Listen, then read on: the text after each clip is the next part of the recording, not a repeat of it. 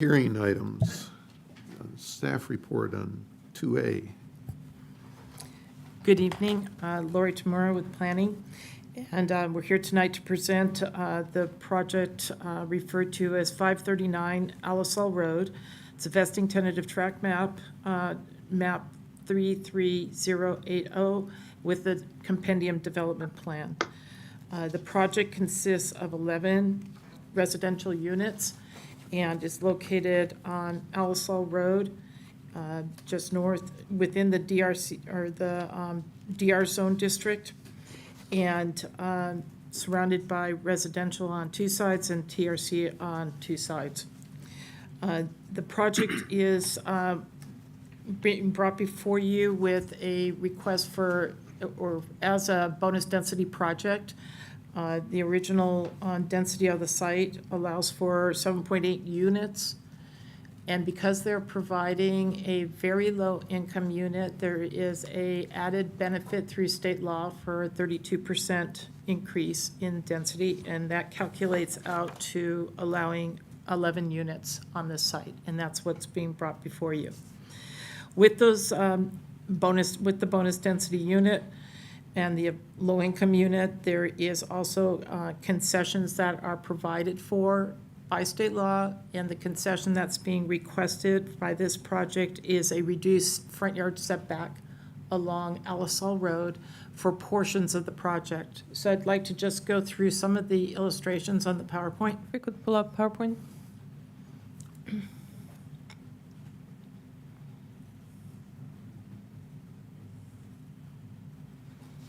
So this is 539 Alisal Road, a 3-story unit. If you can keep going, please. It does provide 2 parking spaces for each unit. And by state law, they are not required to provide guest parking spaces. So this project does meet the provisions of bonus density and the 2 units, or 2 parking spaces per unit. Go ahead, please. There's some floor plans shown of the 2-bedroom units. Go ahead. Go ahead. And these are the architectural elevations as you go around the building. The next slide. And you can see the story, 3-story with the stairwells. Go ahead. And then along the back side. What we're showing here is that there is a retaining wall along the western side of the property line that will be located towards the Maple Apartments, the condos on the other side. So there's some retaining on that element with a nice wall along the top of it. Go ahead. So this doesn't come out very well, but these are the calculations. They were in the staff report on how the bonus density was calculated by state law. All of the numbers do get rounded up. In past planning theory, all the numbers used to get rounded down, but because of the requirements to address the housing crisis, this is in the state law, and all the numbers get rounded up. And that's how the calculations are shown in this exhibit. Okay. Pretty much went through the presentation already about the very low income unit. It will be deed restricted, and when the map records, they'll identify the unit that will be either rented or for sale in the very low income category. Go ahead. So we are recommending approval of this project. And also, it is categorically exempt under CEQA because of the provisions outlined in the staff report for providing the affordable units, infill development provided with water and sewer and all public amenities, and no direct impacts to the environment. Last month, there was a concern with the fire department. We did get that resolved. The fire department relooked at their conditions and said that the project can move forward as designed. So we're recommending approval, and if I'm available if you have any questions. Excuse me, am I allowed to We'll open up a public comment. Yeah, you can ask any questions of staff now, and then we'll go to public comment. Does this building require, if it's for rental, special ADA or an elevator? It doesn't require an elevator, and I think the applicant can explain Okay. the design. And then the other question was, there was a question about the space on the frontage. They were looking for an exemption. Was Right. that granted? You will grant that as part of the approval of this project. Okay, so we- But we're making a recommendation, it's part of, they do get some exceptions, and this is one of them that they're asking for. So that's up to us, not necessarily what's up to the state. Upon approval of the project, you'll be granting that exception. Thank you. Yes. I have one more question. When does the developer have to decide, if any time, if these units are going to be for purchase or for rent? For sale or for rental? What they're doing is they're recording a tract map. So they will be airspace condominium units. There will be an HOA established. And the owner can choose to rent for a while, can sell units off as they go. But one of those units will be deed restricted to meet this requirement, and they could either rent it or sell it. Okay. At this point, they're not stating which way they'll go. Thank you.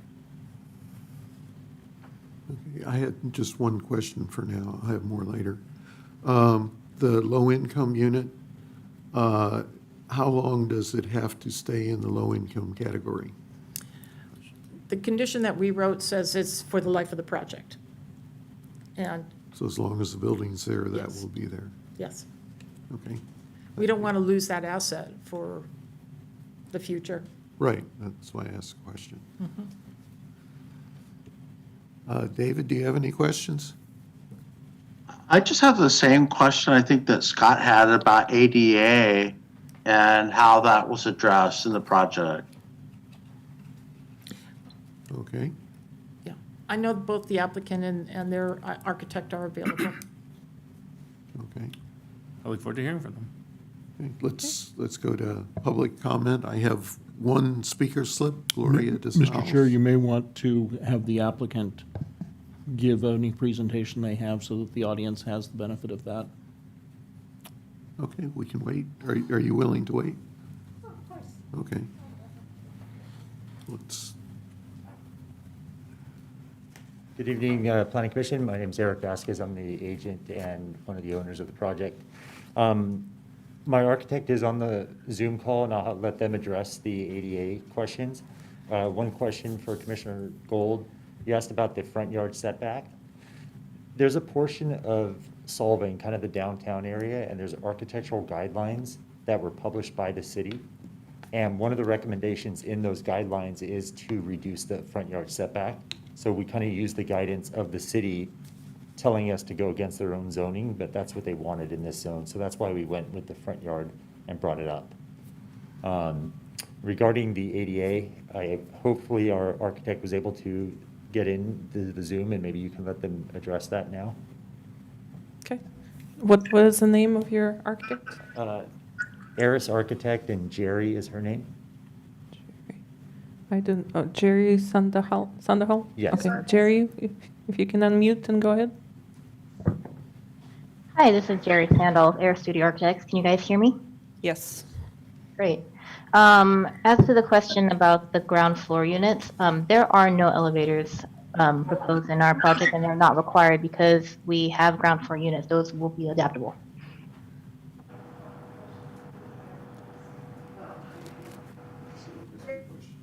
Thank you. thank you.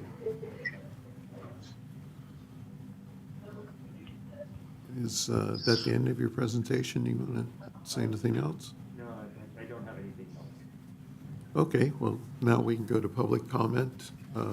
Gloria DeSalvo, did I pronounce that correctly? Yes, you did. Hi, everybody. I'm Gloria. Thank you for having me here today. The reason why I'm here is that I live in Maple, the little building that's right next to it. And I know it's hard for me to share with you, but I do have some pictures of where I live from my unit and everything else, and basically my unit is the one that's facing the whole property. And, Just one feel like second. it's echoing. Sorry, it's, no, it's me. Oh, no. And my major concern is that the fence that's really close to the property to where it's at, I don't know if this is visible. Basically, it's very close to the new property that's proposed to be built there. And I'm concerned about my privacy, the noise, basically my window being faced to this kind of building that's right next to it. I don't know how safe that will be. It's just like property against the fence.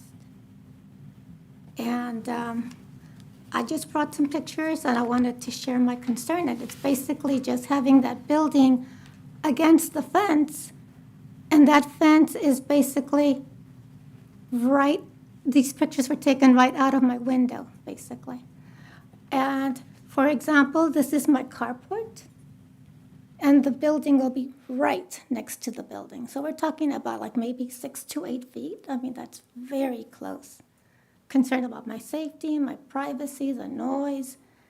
It's, I don't know. So again, just wanted to share my concerns. Don't know if it's okay with you if I can leave these pictures with me. And again, once again, you're seeing how close that is to the fence. These are straight out of my window. So again, safety, privacy, noise is what I'm expressing as being my concerns. Okay, thank you. Thank you for your time. We have, did you want to? Yes, I can respond. If I could go ahead back to the site plan and then the PowerPoint, please.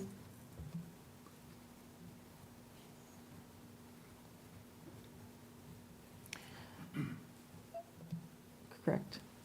So the area that her unit is up against, the building will be about 20 feet to 25 feet away from that property line. As you can see, there's actually a courtyard area. You can see these in your staff report in the site plan. There's a courtyard area. There's also area for where they'll be doing their bioswales. And so between the property line, the west property line of this project to the actual building is about 25 feet. If you can go to the next slide, probably 3 down. Right there, the next one, please. So this is what she will be seeing from her window, again, 25 feet away. The next slide, if you could go to the next slide. This will be the retaining wall. So can I do a slide or so in that, southern, in the right-hand side, all the way down, the carport is located right about where that area is. So there'll be about a 5-foot retaining wall and then about a 4-foot high decorative fencing. Inside of that will be the courtyard, and then there will be the fencing or the stairwell that you can see along here. So this is kind of the relationship that she'll have right there with the Maple condos. Are you suggesting that there's 25 feet in between her condo and the building, or is it the property line? Is it the From the property line to the building will be 25 feet. from the retaining And wall then to she has to her the new build driveway, building? yeah, and her driveway and development. And this does not even reflect the landscaping and the screening that will be going in as part of that western side of the property. And so it gives you at least some idea that the building won't be looming right at the property line. There's separation, there's activity going on between the western property line up to where the actual building will be located. Thank you. I don't have any other speaker slips on this. Would anybody else like to speak on this topic? Yes, I have one hand raised online. Nancy Emerson, please go ahead. She's on mute. Board Chair Williams and Commissioners, WeWatch has a few comments about the two projects you are considering tonight, and we will address them separately. The Alisal condos, in general, this project seems to meet city requirements. We support the inclusion of a very low-income affordable unit, and we agree that it is important that affordability be required into the future. And so we support keeping it as an affordable unit for the life of the project. We have a question: can first preference be given to households with persons who live or work in Solvang, and second to households with persons who live or work in the Santa Ynez Valley? We'd really like to see that as an element with this affordable unit. I believe that one of the slides had the approximate price of that unit, and unfortunately, I didn't read the number before we moved on. Is that correct, Lori? The slide showed the income level for a very low, not the actual sale or Not rental. the actual price. I'd be interested. We support landscaping being included along the retaining wall and fence behind the common barbecue picnic space. And we wondered if the encroachment into the front property line setback was related to trying to make that common space one of adequate size. If so, it seems that this use of a bonus density incentive does not seem unreasonable, as we think the common space is really important. Since there are 2 parking spaces per unit, we think using the second bonus density incentive to eliminate the requirement of 3 additional visitor parking spaces is reasonable. Outdoor lighting plans with specific light fixture details are not included in this phase of either project, and evidently will be presented at a branding and design committee meeting where our Save Our Stars committee will comment on outdoor lighting. Thank you. Thank you. Any other online, on the phone? If anybody else would like to speak on this item in particular online, please raise your hand. I don't see anybody else raising hand. Okay, seeing none, we'll bring it back to the panel. Scott, do you have any further questions, concerns, issues?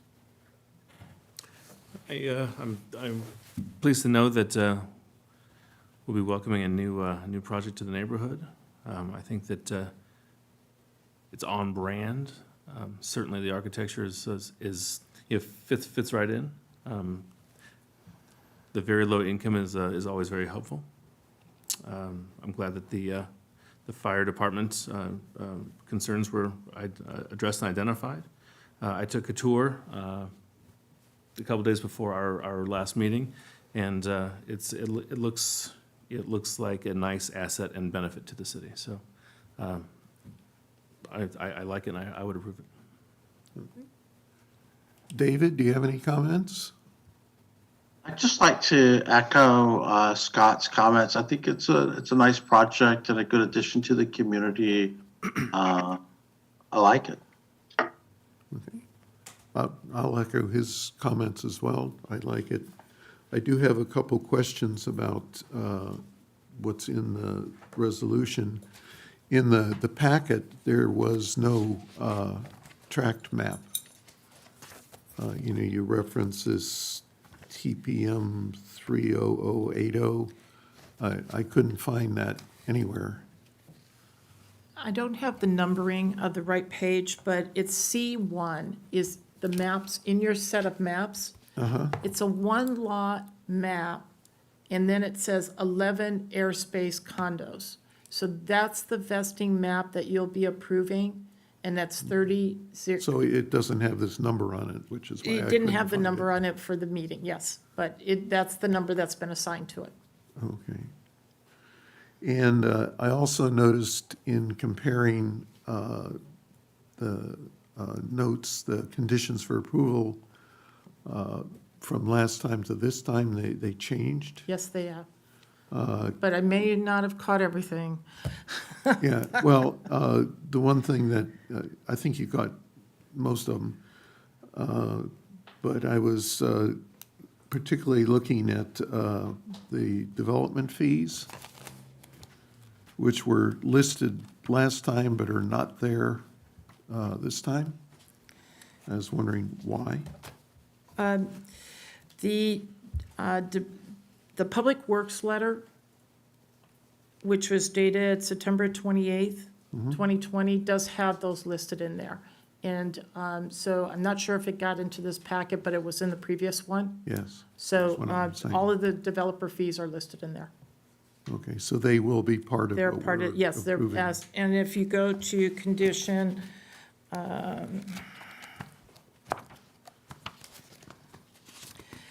on condition B4, refers to Public Works letter dated September 28th, 2020, and that's the one that does include Okay. the developer Just fees. didn't get explicitly mentioned like it was prior. Right. It is included, okay.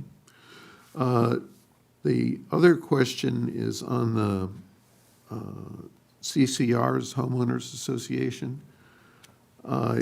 It doesn't say anything about who will be responsible for enforcing the CCRs. Is that something that we should put in there and say it is the homeowners that are responsible and not the city? Mr. Chair, I note that in that condition, condition number 4, it requires that the CCNRs be submitted for approval by the city attorney and the Planning and Community Development Director. That is something we will make sure is included in the CCNRs when we review them. I would just note also number 5, which talks about the deed restriction, should include similar language and should require that the deed restriction be subject to approval by the city attorney and Planning and Community Development Director prior to its being recorded. Okay, great. I just didn't want us to end up with another Skip Mesa. So, but the question that you asked was is the city going to be, Responsible for Responsible for enforcing the the CCRs. technically, the CCNRs have a homeowners association that gets established with those, and the association is the responsible party. Ultimately, the city could step in if they're not maintaining or they're not doing anything else, but the CCNRs are really, part of the homeowners associations to implement and maintain. And Mr. Chair, I will make sure that in fact, it's not written like Skip Mesa was, and that the city will not end up with the obligation to step in. And I don't know a lot about the Skip Mesa project, but from what I've heard, I'm surprised that the Department of Real Estate approved. What I've heard ended up being in there causing the city to step in. But in this case, we'll make sure that the CCNRs in fact are compliant with DRE standards. Good. And doesn't have the city involved. That was my concern. I don't have any other comments on this. Mr. Chair, the other question is whether you wanted to include a city and then valley preference for the affordable unit as was suggested by one of the public commenters. I don't have a problem with that. In fact, I think it's a good idea. I definitely support that. I'd like to see somebody local in,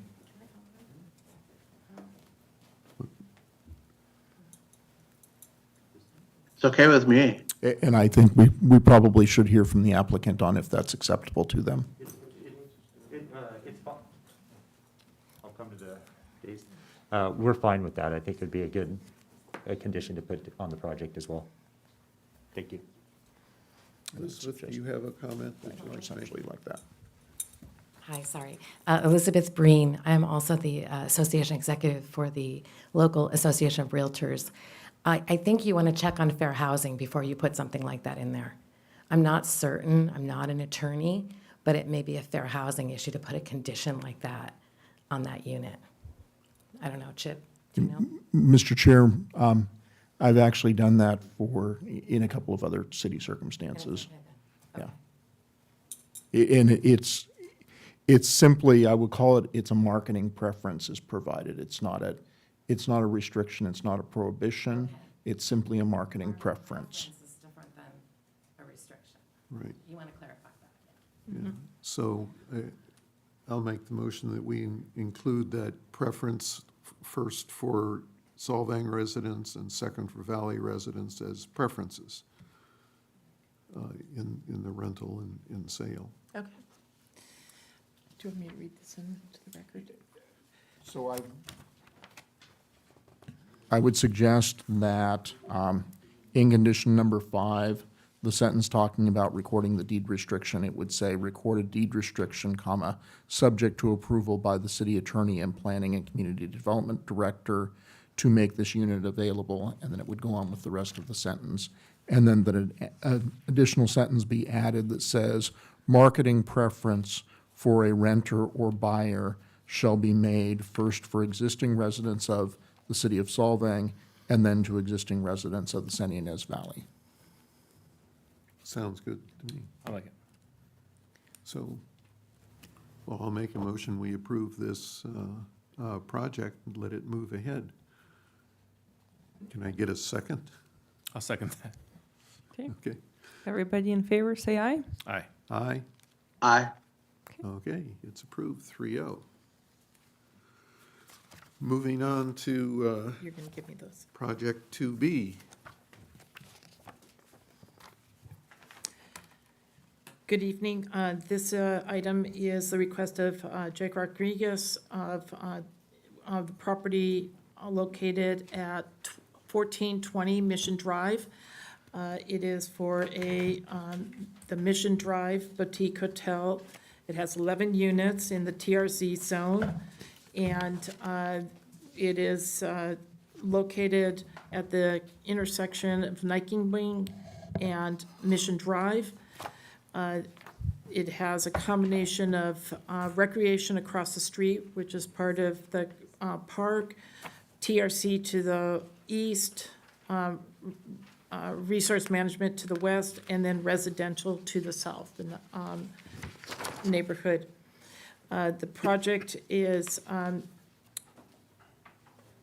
it's 35 foot high, has architectural features. It covers about 5,600 square feet and has 15 parking spaces. Access will be taken off in Nykobing. I keep messing up. Nykobing. And with one driveway. And then they will be putting in landscaping along the frontage of the buildings in order to screen the site. The project is consistent with the TRC zone. And we have a number of conditions. I'd like to just go through some of the slides that we have, if I can do the PowerPoint. Okay, go ahead. So this is the location of the project, and you can see that there are some islands that are at the entry of Nykobing. And go ahead. The site plan basically shows where the parking lot would be located, and then the building. We did have a number of questions about line of sight as you're coming up to that intersection. So we do have the landscape architect available to talk about the plant materials and what will be located along that area, so that as you're coming out towards Mission Drive, you have a good, clean line of sight for the project. Go ahead. This is the architectural style of the building, kind of a quaint village look, has a tower element at the front, and a variety of colors just to break up the building, and a a good break in the roof line also. Go ahead. Some of the questions that we've received, and I appreciate those that have commented on the project, and it helped with the presentation. The entrance for the project is off of Nykobing, and the question was, can the whole front of Nykobing be red striped and prevent parking along that frontage? And that is something that both the fire department and the public works department are in favor of doing for this project. Go ahead. On the other side of the street is the same condition, because the road narrows for the islands, to have somebody parking in that area would also be a challenge. So going ahead and putting red striping on the other side of the entrance of the Nyberg Estates would be preferable to avoid any undue parking in that area. Go ahead. So the question was, can they do both sides of Nykobing, and we were definitely saying yes to that, and we've noted that in the conditions. The question was, how far south do you go with the actual red striping before you start infringing on the homes that are immediately to the south? And I think that will be a conversation with the homeowners as far as how far south you go, so that you're not precluding them from parking in front of their homes. But you can see in this one picture that there is already red striping on the first house, because there's a fire hydrant at that location. It's in one, you can see the fire hydrant in the other picture. Go ahead. This is the public street that is running along the resource management area, and it's a single loaded street. So it's a full public street, and parking can happen on that north side of the street. As you can see, there's very few cars parked along here. So the question was, is that allowed for parking for guests, for visitors, for construction equipment during construction time? And currently, yes, it is available for parking. And so the question is, do you want to prohibit that, limit it, whatever? And at this point, they could park on that side, because we're not red striping it. The current state is 24-hour parking. Pardon me? The current state is 24-hour parking, so there's no limitations currently for parking on that street, is that correct? No, No. there's no limitations. Thank you. Go ahead. Those are some of the questions that came up. I do have, and again, thanks to those that have reviewed the staff report, there are some corrections to the conditions of approval that are listed here. And again, somebody did catch a BAR reference, so that's being changed. The landscaping at the northeast corner of the site would not exceed the 3 feet of height and should not block the line of sight at that corner. Fire department letter is dated November 2nd, 2020. The time of construction based on the city's ordinance is 7:30 to 5:30, and there was one condition that said 5 o'clock, so I'm correcting that in this list of conditions. The Public Works letter had a bullet number 2, which referred to a particular contact person for the Homeowners Association of Nyberg Estates. And so we're just deleting that sentence. We will contact the HOA if any changes are done to that median, and work with them on re-landscaping the median. And then, as noted previously, we did add in the condition with the developer fees. And if you could look at the next slide. This would be added to the Public Works letter, just like it was in the other one. They just didn't include all of the conditions that are normally part of the developer fee program. And so go ahead to the last slide. So we're recommending approval of this project based on the resolution and the conditions of approval. It is exempt from environmental review because it's an infill project and no impacts. And if there's any questions, the planning commission can refer it back for additional review. The one item that was of concern that was raised, this project is reviewed as a hotel in the TRC zone. There is reference in the staff report that referring to it as a vacation rental. And so questions were raised as to, is it a hotel or is it a vacation rental? And so it was my reference, my mistake to call it a vacation rental. It is a hotel. It is a hotel project. It's in the TRC zone, and it meets all the requirements of a regular hotel in Solvang. The vacation rental really falls into, conversion of homes into rentals. There's a number of different issues that come into the vacation rental provisions that just should not be applied to this particular project. So both Chip and I are available if you have any questions in regards to that discrepancy. It was noticed as a hotel. It was, most of the staff report talks about it being a hotel, but there was a reference to vacation rental. And so that does take it into a whole different track, and we wanted to clarify that right now. I would just urge that we not go very far down that track. It has a reference in the staff report to a small V vacation, small R rental. One of the primary differences between a hotel and a vacation rental is under the city zoning ordinance. A hotel must have at least 6 separate units, and a vacation rental actually has limitations on the number of occupants in a unit that this clearly wouldn't meet. So this clearly does not meet a capital V vacation, capital R rental as it's defined in your ordinance. And Lori, I had one other question. You mentioned the landscaping at the northeast corner would not be more than, and I'm, It's the northwest corner. Okay. Thank you very much. Yes, northwest corner of the site. That's the end of my presentation. I'm here for any questions. Thank you, very complete. You covered just about all my questions. So whoever commented to you did a good job.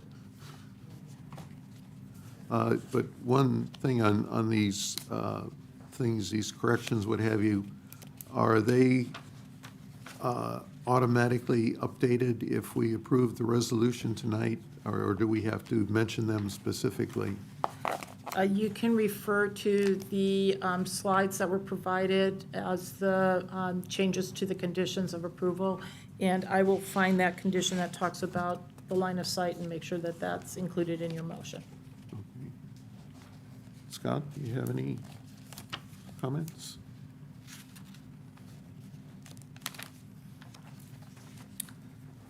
It's a beautiful project. I appreciate that we'll have 12 more rooms that'll collect TOT, and that's always a positive thing. I hope that we fill the property and have some spendy guests who come and spend at the different shops and restaurants. But I think it's a neat project. Obviously, how long has that lot been vacant?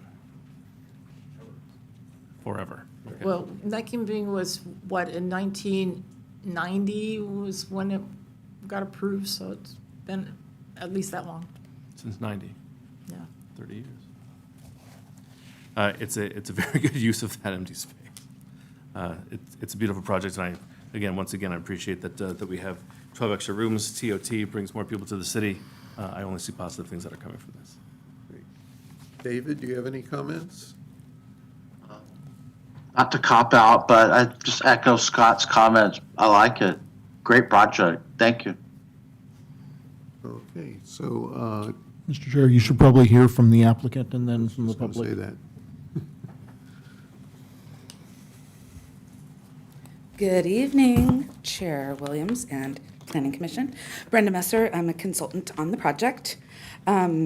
thank you for going over all of those items that Lori and I had met briefly on previously, so I really appreciate that. Going through the staff report, I did find a couple of things that need clarification, specifically in the conditions of approval. Project-specific condition C1 talked about the BAR, so that's going to be corrected. Then you get down into section D.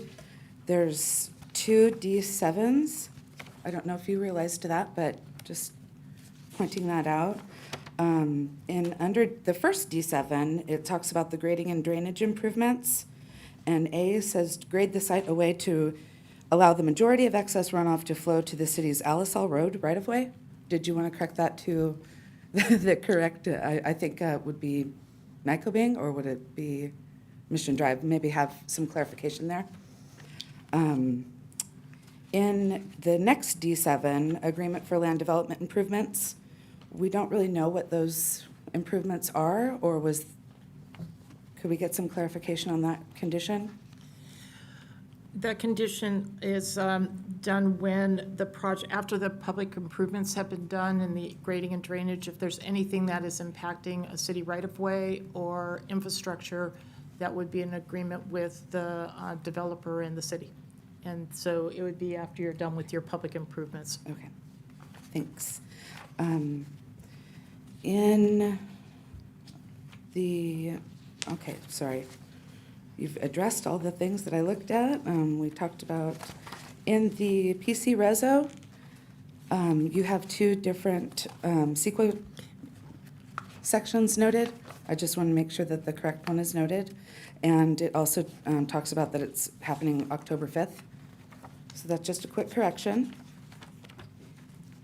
And I think that was everything. Brian might want to add, the architect for the project, and we appreciate your time. Thank you. Good evening, Commissioners. Brian Nelson, project architect, representing the owner. The only comment I have, thank you for the compliments on the project. In the description, it talks about how many rooms there are, but it never says that there is an admin area that has an office and just a meeting room. And so I don't know if that needs to be in the description or not. And then there is a laundry room. It doesn't mention that in the description. I just think that it would be good if you included those instead of just how many rooms. Question about the laundry room. Is that a self-service for the guest? No. Or is that something that the hotel staff is going to service for the rooms? Hotel staff. It's not coin operated.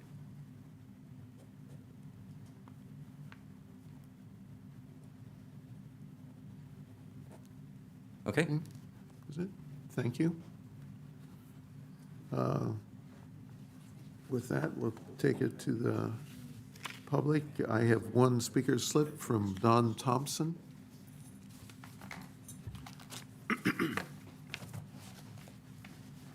Good evening again. Don Thompson. I live at 1434 Mission, which is directly behind 1430 where the antique store building that's for lease now. There's 2 homes sort of on a flag lot there, and our driveway enters and exits off of Mission. I'm a contractor, and so it's very easy for me to look at a set of plans and see like what's missing or little discrepancies. You know, have a very keen eye for detail and stuff. I'm in that line of work, and I submitted this some red line copies to you. Hopefully, Lori, pass that on for you to see as part of my public comment to accompany the letter I sent. A lot of it was aesthetics with little nuances, you know, ways that the vertical walls could be broke up with a little short overhang. You know, I'm picking up on things where maybe the trim around the windows isn't uniform, you know, and looks out of place. And, you know, little minor aesthetic things that the architect, I think, could do easily to the project to dress it up and give it a lot more curb appeal without adding a lot of construction costs. So that was one part of it. I was hung up on the parking, and I'm just like really bewildered at why this would have been described as vacation rental if it was strictly a hotel, and that was never, the applicant's intent or mentioned to anyone. It just is counterintuitive to me that would have come in by accident to any of the staff report, but not sure why anyone ever had that impression if that's not what the applicant intended. So a lot of the written comments I sent you really were focused on that with, when I first saw what was posted, and by the way, thank you for continuing this and making sure that proper notice was given. I really, really appreciate that this was carried over to this meeting and that I got the letter in the mail. So going back to when I looked at this, what was initially put on the staff report and the floor plan, I'm like, that's an apartment building. They're building apartments. These are 2 bedrooms with private bathrooms for each bedroom, full kitchens. I mean, these are the equivalent of a multifamily development. You don't see that in a hotel. In a hotel, you come and, typically there's maybe a master suite. If you have a family, the kids sleep in the front room and you sleep in the bedroom. And, if you want a bigger party than that, you get 2 rooms that have an adjoining, can be opened up. And so it raises a big question in my mind as to what the use is. And I would like to see, if the parking was based on a typical hotel room with 1 or 2 beds in a single room or a suite, and that if you have multiple bedrooms, that you have multiple hotel rooms, whereas this is multiple bedrooms per unit, that it drastically changes the parking requirement. And you can see if you look in your vacation rental ordinance that if it's used as vacation rental, the parking requirement would be 2 spaces per unit, not one per hotel room.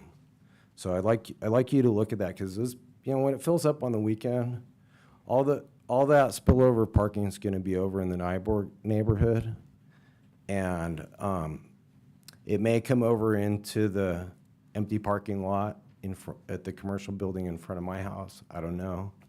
Maybe they could make an arrangement with them to utilize that. They could incorporate some more parking if they went with some subterranean. There is, it seems like that's kind of a limiting factor here with the development, is how much on-site parking can you capture or can you provide for?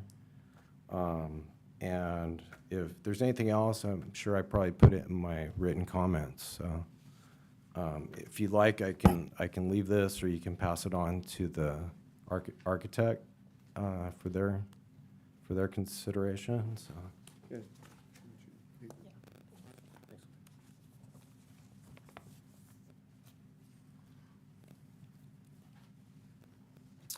Thank you, Don. Anybody else? Yes, we have. Elizabeth? I just have a few very brief comments. First, I want to spell my name because it was actually wrong in the last minutes. It's Breen, B-R-E-E-N. I just started talking, don't buzz at me. I actually do, again, as Don did, want to thank everyone for continuing the item.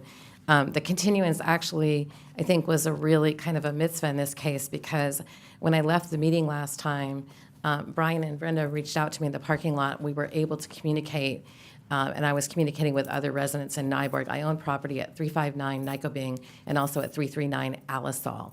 So it's sort of 2 little ends of Solvang there. And was able to communicate with people in the HOA and then later with Lori. And a lot of the items on those corrections were items that I had indicated, particularly the references to the BAR, were very concerning to me because of an issue we're still dealing with over on Alisol near my home where I'm actually living. So I want to, really thank everyone for getting some of this stuff ironed out. The only concern that I have left on this is the construction parking.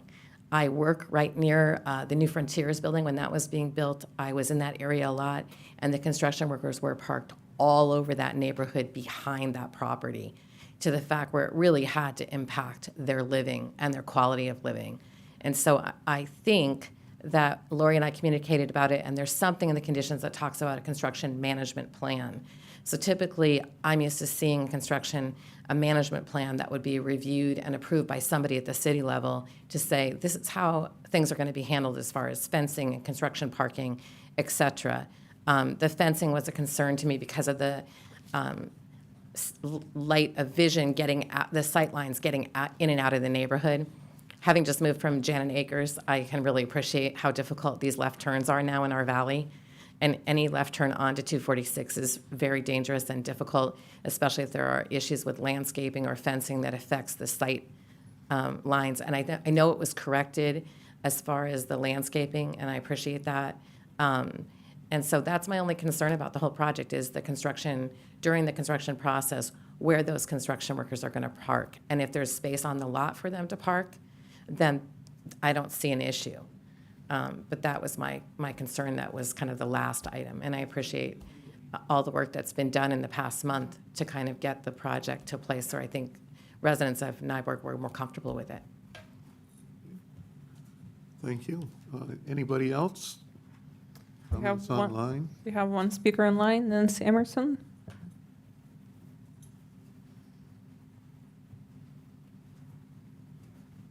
Nope, we can't hear. You're mute. Unmute. You're on mute, Nancy. Thank you once again for allowing WeWatch to speak on this project. In general, this project meets city requirements. If we read the plans correctly, the roof line is 35 feet high or less, and the architectural details above 35 feet are chimneys and the upper cupola and its spire, and there seems to be precedent for allowing this as there are similar exceptions elsewhere in the city. Having bedrooms near the highway is not ideal, but evidently allowed. Will extra noise reduction measures be required for that north wall? I think it would be really important for the people who rent there. Having the parking lot near the residence provides a buffer, but it is important that there be a wall high enough to prevent even truck height vehicle headlights from causing light trespass into the home, which is very close to the property line. The city requirement for parking is 1 space per guest room, evidently. That's the way it was stated in the printed materials. But how is guest room defined? There are 11 apartment accommodations in the building, but there are 24 bedrooms. With this kind of a hotel, I think it's very common for extended families and friends to add additional cars. There are 15 spaces, including employee parking.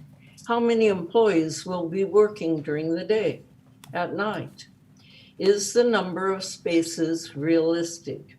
What will the impact of overflow parking be along Nykobing eventually, but also on the side street?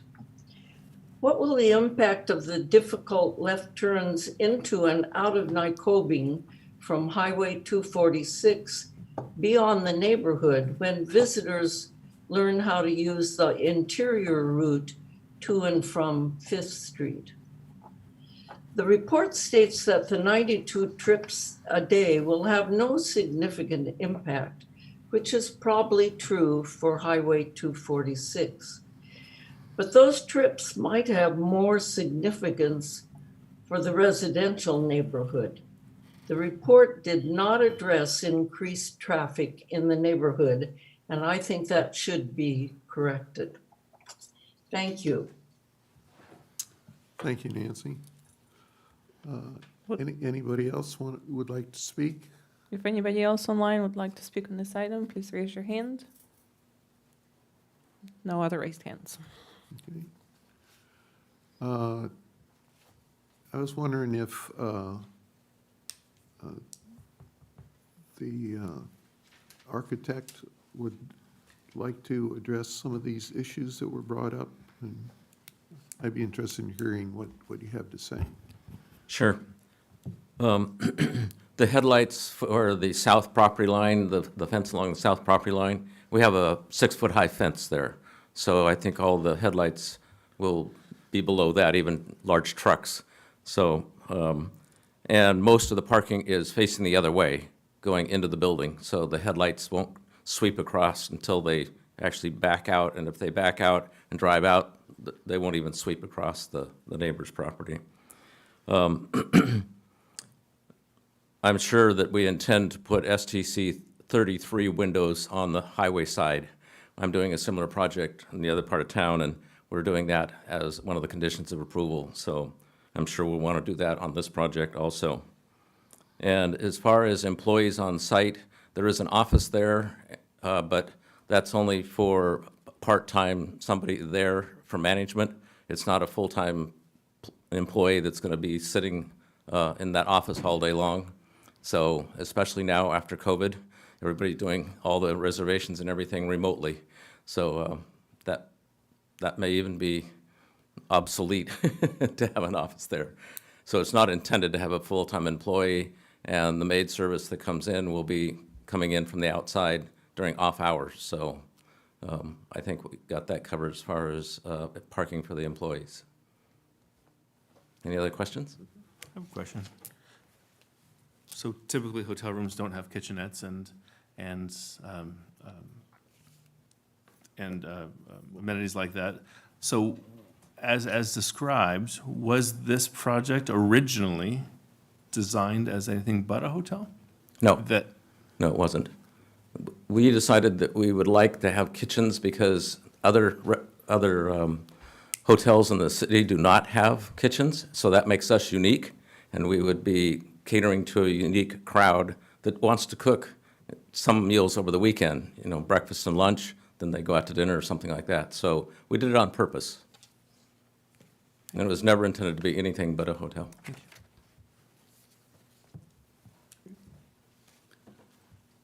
Don, you want to?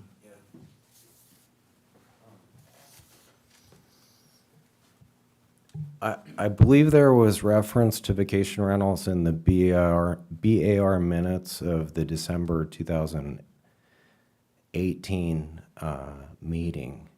That might have been where the vacation rentals concept was born, so just for the record. So, but based on your comments, Lori, the vacation rental references are going to be removed from. Correct. So it'll be a hotel. Yes, not a and that's how the vacation rental. conditions are written. And the noticing went out as a hotel, and so I think we've been able to address that issue. Okay, one thing I did notice on the drawings, they're all dated 2020. Went through conceptual review with the BAR, as was just mentioned. And I'm wondering if the comments from that BAR meeting were included in the new drawings that we saw. I did not go back and look at what the BAR said, but I didn't go back and look at it specifically, but we did update the drawings after that.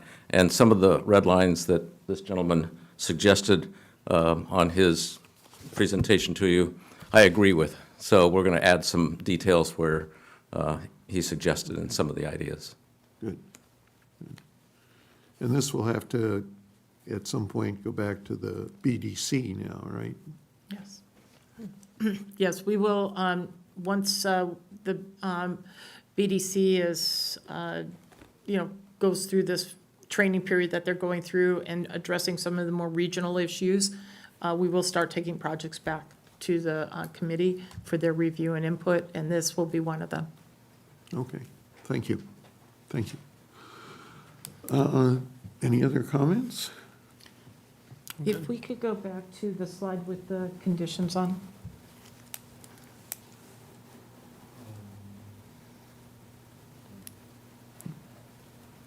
Which slide? Correction.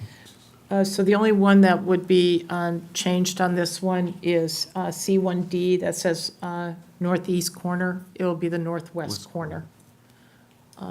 But all of the rest of the conditions that were identified, I don't believe that there was any other ones that needed to be changed. I think it's a very minor errata, but in the grading and drainage, there were two conditions that had the same number. Right.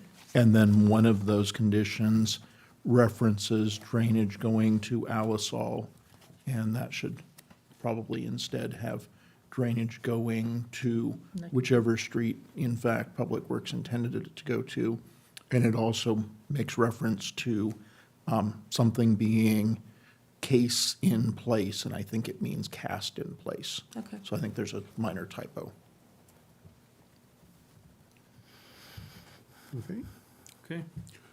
Well, I'll move that we approve the project with the corrections and changes that we've discussed. And can I get a second? I second that. All in favor? Aye. Aye? Aye. Okay, passes 3-0. Thank you. We look forward to your hotel. Thank you.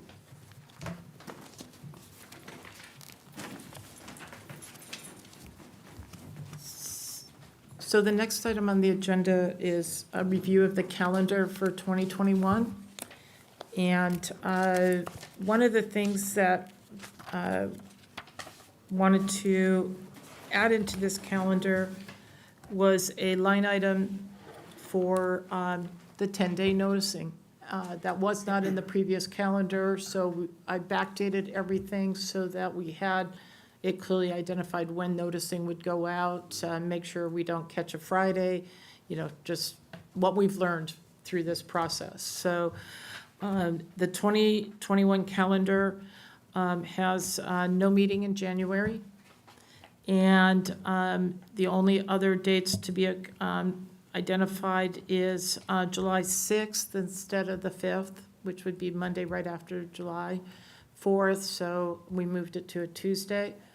And then also the same situation with September 6th being off of Labor Day weekend.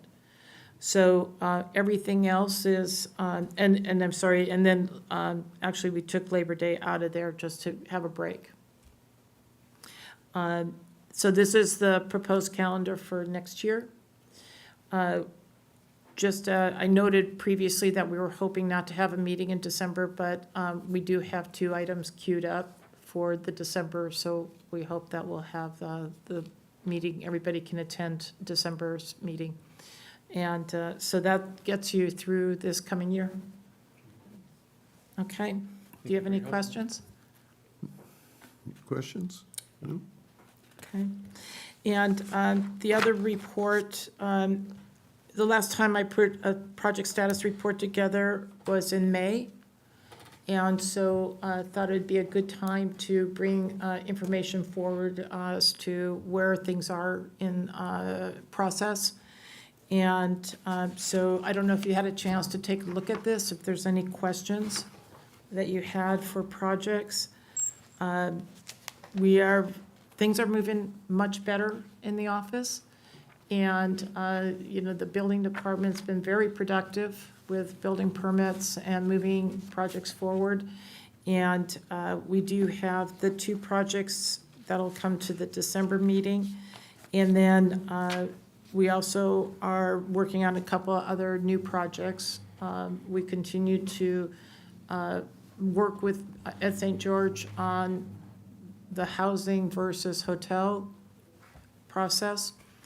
And just recently, we met with Solvang Theater Fest. They're doing some renovations, and they'll be bringing a project forward in the near future. It's amazing what they were able to accomplish 35, 40 years ago and what they need to do now to retrofit that. The other project that we will probably be seeing next year is the water wheel project. Again, Yes, and you will probably in the near future see them doing some painting. They said that could we at least paint the building just to clean it up, and so we did give them a permit to paint. It'll be a white and contrasting blue color, and I think that'll just really refresh that section of town. And, you know, they are working through their development plan application for what their use will be of the building. And so we're excited to see that coming forward with new owners. So in the meantime, we are also working with the consultants for the general plan update, and things are getting kicked off with that. And we have now just sent off 26 boxes of documents to be scanned. We probably have another 40.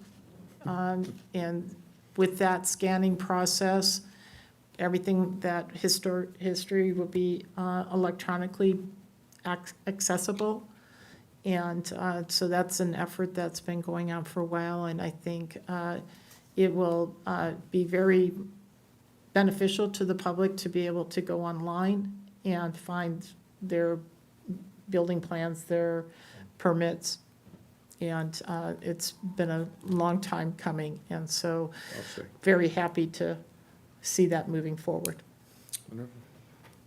I don't know if you have anything else that you want to update?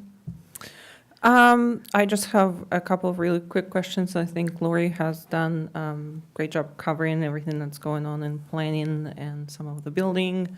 On the hotel, just for the public and everybody to know, hotel versus the housing development for the old lumber yard, there is a very tiny, short, quick survey available online on our city webpage that basically just says, do you prefer a hotel or high-density residential development? And if you prefer, or if there was a hotel, would you rather see a mission-style or a Danish-style architecture? So that survey will just keep circulating until that's resolved, and I think it'd be good information for everybody involved to have. So welcome everybody to have their opinion pitched in. And as Lori mentioned, general plan update is obviously a big effort that we are looking forward to. We have the consultants on board. The kickoff meeting will be in the beginning of December. They will be coming here in person to really get to know our city. And with that, I also want to introduce an additional team member, as it will be a big effort for many staff members in the city, as well as organizations and residents and businesses and the community at large. So I have David Packard, who is our new management analyst with a working title assistant to the city manager, who will be working with me on many of these issues and things that I've been working on. And he will be the lead staff to work with the consultants on the communications program and working with the community and making sure that that's covered, not from only the consultant side, but someone is here at the city. Yes, absolutely. So, welcome, David. Welcome back. Thank you. Looking forward to joining the city. I have a question on the Ed St. George projects. I don't know if it's singular or plural. Is there a time certain when a decision has to be made of which way he's going to go? Is it up to him? Is it up to us? Does it fall into that 180-day? Yeah. So the city council considered an item at the council meeting, 2 council meetings ago. It agreed to that it would be interested in receiving a proposal from Mr. St. George and potentially discussing terms of a development agreement for a hotel. However, he made very clear that any project like that would be running parallel with his affordable housing project, at least at this time. So the affordable housing project is continuing to move forward. It has its timelines to it. Since that meeting, we actually have not received anything further from Mr. St. George about the hotel. I called last Friday again, and he told me that he had his consultant working on what's been called a deal sheet for a potential development agreement, and I'm still waiting to see that deal sheet for a potential hotel project. But right now, Lori's continuing to move forward with processing of the SB 330 apartments project. So the survey that we have online that you just mentioned, is that just for our information? Or does that actually hold some weight? It doesn't hold legal weight if he continues with the housing project. But if he does come forward with a hotel project that provides information to the council, to the planning commission, everybody involved in that process. How long are you going to be taking responses? Until Till further it notice? comes to any decision point. At this point, we're waiting for an application, if he's going to submit an application for a hotel project. That survey's been up for a while, though, hasn't it? No, this survey has only been up for about a week. Oh, well, there was a previous one then, because I remember filling one out. There was a survey for Copenhagen closure that was issued a while ago. Yeah. This survey was issued about a week ago, and it's really just the 3 questions, very quick to fill out. Okay, well, I'll look it up. It's on the city website. It's on the city website, and we'll continue to promote it, put it on the Facebook and any other venue that can reach the That's how the people. city's promoting it to let everybody know. Correct, yes. Put a little note in the water bill. Yes, and we can use water, email for those who are signed up It's effective. through our utility billing for an email. So, yeah, we'll continue to receive that feedback. So, any further comments, Scott? No, not for me. Great meeting today. David, do you have any comments? No more, nothing. Thank you for accommodating the Different David. technology. I've been having that same thought all night. Yeah. Go for it. Sorry, David, we're not laughing at you. Thank you, David Brent. Any further planning staff comments? I have no further comments. No, thank you. Well, then we're adjourned. Thank you, everybody. Thank you. Thank you.